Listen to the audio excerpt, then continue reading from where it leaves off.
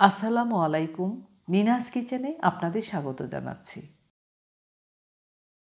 আজকাল প্রতিবেশী দেশের এই খাবারটি আমাদের দেশেও বেশ জনপ্রিয় হয়ে উঠেছে। নিজেরা তৈরি করে খাওয়ার পর দেখলাম সত্যিই জনপ্রিয় হওয়ার মতো খাবার এটি। তাই এবার উপস্থিত হয়েছি এই জনপ্রিয় খাবারটি তৈরি করব বলে। এই খাবারের জনপ্রিয় নাম হচ্ছে চানা মশলা রেসিপি। তবে একটি খুব সুস্বাদু মজার জিনিস যোগ করব সাথে, তাতে করে আরও টেস্ট হবে চানা মশলা রেসিপি। যদি এই রেসিপিটি স্টেপ বাই স্টেপ দেখেন তাহলে আপনারা বুঝে যাবেন রান্নাটি কত সহজ আর খেতে হবে অত্যন্ত সুস্বাদু। বন্ধুরা, আমি চানা দেখাচ্ছি আগে। চানাগুলো আমি ভিজিয়ে রেখেছি। এই চানার ফলন হয় প্রতিবেশী দেশে, তবে এই চানা আমাদের দেশেও মোটামুটি সব জায়গাতেই পাওয়া যায়। বাজারে কোথাও না পেলেও যে কোনো সুপার শপে পেয়ে যাবেন। চানাগুলো আমি 7-8 ঘন্টা ভিজিয়ে রেখেছিলাম। এইরকম হয়েছে দেখতে। ধুয়ে নিয়েছি। এবারে কাজ হবে সেদ্ধ করা। ভিজানো চানা দেখতে কত বড় হয়েছে। পাশাপাশি দেখাচ্ছি ভেজানোর আগে কীরকম ছিল। এই রকম ছিল, ভিজে কত বড় হয়েছে। এবার এই চানাগুলো সেদ্ধ করে নেব। আমি প্রেসার কুকারে সেদ্ধ করব। তার আগে বলছি কতটুকু চানা নিয়েছি। আমি চানা নিয়েছি হলো 1 কাপ।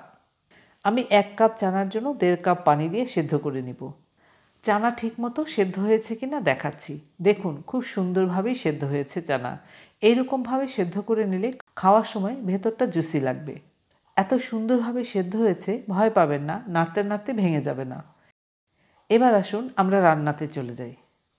রান্না তো করব বন্ধুরা, আমি কি বলেছিলাম মনে আছে?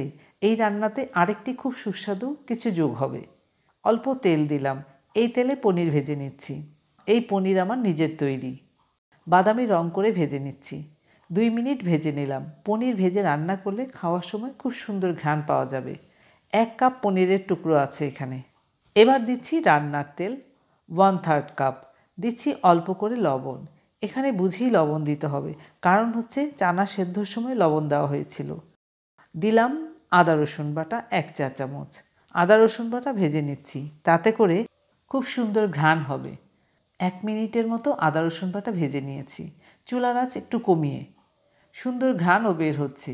এর মধ্যে দিচ্ছি 2টি তেজপাতা, 2টি লবঙ্গ, 2টি ছোট এলাচ, 2 টুকরো দারুচিনি, আর দেব হলো বড় এলাচ। বড় এলাচ পুরোটা দেব না, অল্প করে দিলাম। আরও কিছুক্ষণ মশলাগুলো ভেজে নিচ্ছি। বেশ সুন্দর ঘ্রাণ বের হচ্ছে। এবার দিচ্ছি হলো পেঁয়াজ কিউব কুচি 1/2 কাপ। পেঁয়াজ বাদামি হওয়া পর্যন্ত ভেজে নিচ্ছি। এর মধ্যে পেঁয়াজ বাদামি হয়েছে। এখন দিতে হবে মশলা। যেহেতু আমি গুঁড়া মশলা ব্যবহার করব, তাই আগে পানি দিচ্ছি। দিলাম হলুদ গুঁড়া আধা চা চামচের একটু বেশি। মরিচ গুঁড়া দিলাম 1 চা চামচ। ধনিয়া গুঁড়া দিলাম 1 চা চামচ। এবার আবার এই মশলাগুলো কষিয়ে নিচ্ছি। 2 মিনিটের মতো মশলা কষিয়ে নিলাম। এর মধ্যে দিচ্ছি টমেটো কুচি একটি। মাঝারি টমেটো কুচি করে নিয়েছি। নেড়ে চেড়ে মিশিয়ে দিলাম। আবারও অল্প করে পানি দিচ্ছি।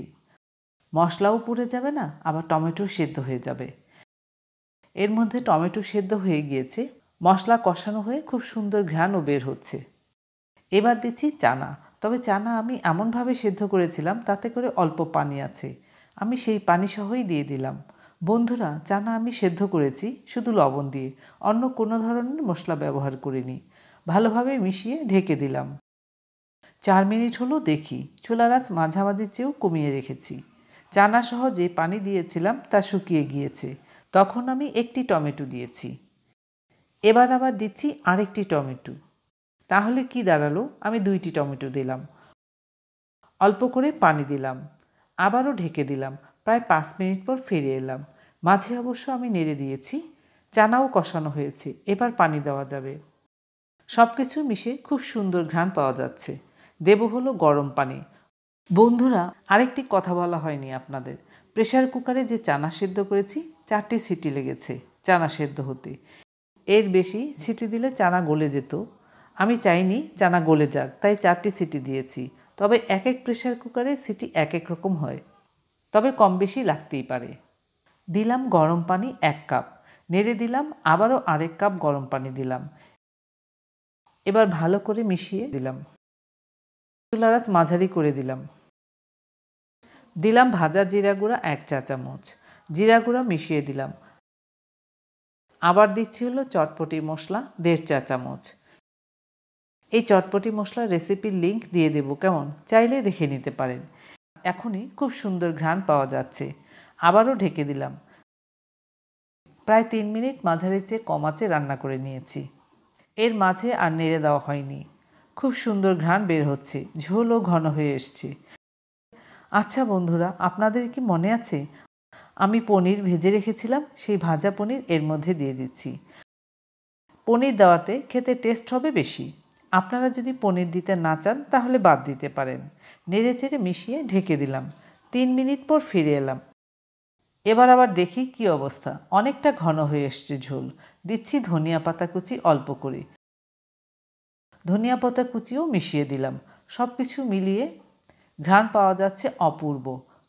সব কিছুই ঠিকঠাক আছে। গরম গরম পরিবেশন করতে হবে। চানা মশলা সহজ রেসিপি। এবার রুটি, পরোটা বা নান দিয়ে ইচ্ছে মতো পরিবেশন করুন। এই রেসিপি ঠান্ডা পরিবেশন করলে তেমন একটা খেতে ভালো হবে না। ধন্যবাদ সবাইকে আমার ভিডিওটি দেখার জন্য। আপনারা ভালো থাকবেন সবাই।